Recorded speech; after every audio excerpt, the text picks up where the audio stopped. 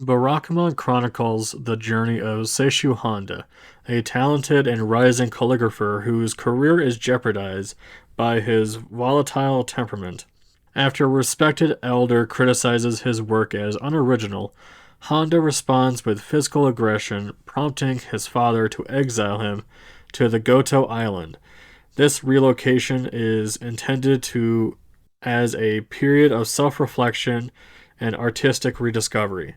However, Honda's solitude is frequently interrupted by the local inhabitants, notably a high-spirited young girl named Naru Kotoishi.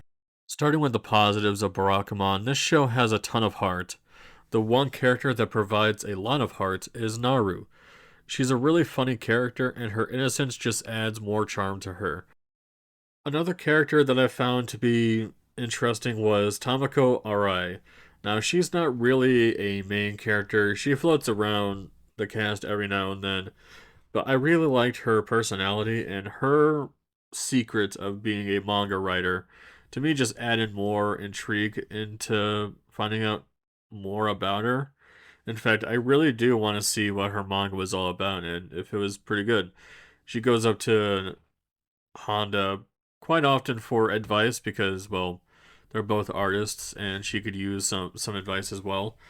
And yeah, I think that was a really cool character. I really liked her a lot.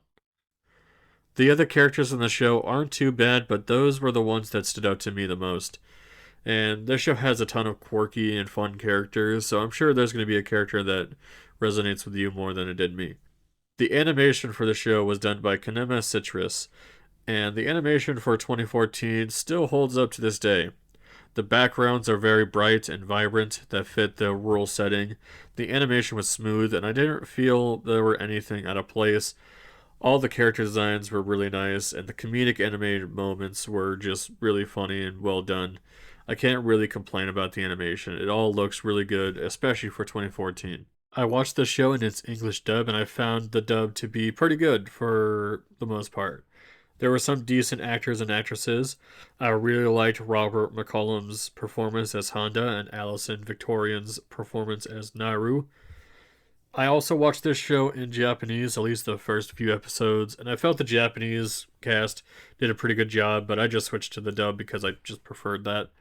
But either way, you're going to get a good cast if you watch either sub or dubbed. The soundtrack was a huge standout for me. Kenji Kawai composed the soundtrack for Barakamon, and I thought she did a fantastic job. The songs that played during the comedic moments added more charm, and each song fit very well in their tone.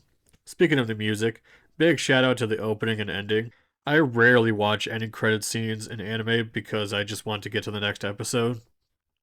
But the song that plays at the end of a Barakamon is fucking fantastic and was one of my favorite ending songs of all time. I found it on Spotify and I just put it in my favorites list and I listened to that for quite a while. It's a great song. That being said, I'm going to be moving over to my negatives, and it's not really anything major or anything like that, but the drama in this episode, while decent, wasn't really catching my attention as much as the comedy part of the show was.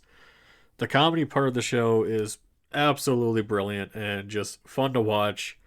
Uh, all the wacky, goofy shit that happens is what really made me enjoy the show a lot, and there's a lot of it in the show. But the last couple episodes, when they focus more on the calligraphy side of the show, was still good, just wasn't my favorite part of the show, and I just kind of wanted to move past that. And you, the good thing is I guess you don't really need to know or understand what calligraphy is to watch the show. So I give them props for that. But when they move over to the serious stuff, I'm just kind of like, it's all right. That being said, overall, I really enjoyed Barakamon. It's a nice, short, and sweet slice of life show that's full of heart and comedy, with some really fun and quirky characters. Another huge positive is that the end of the show was really good.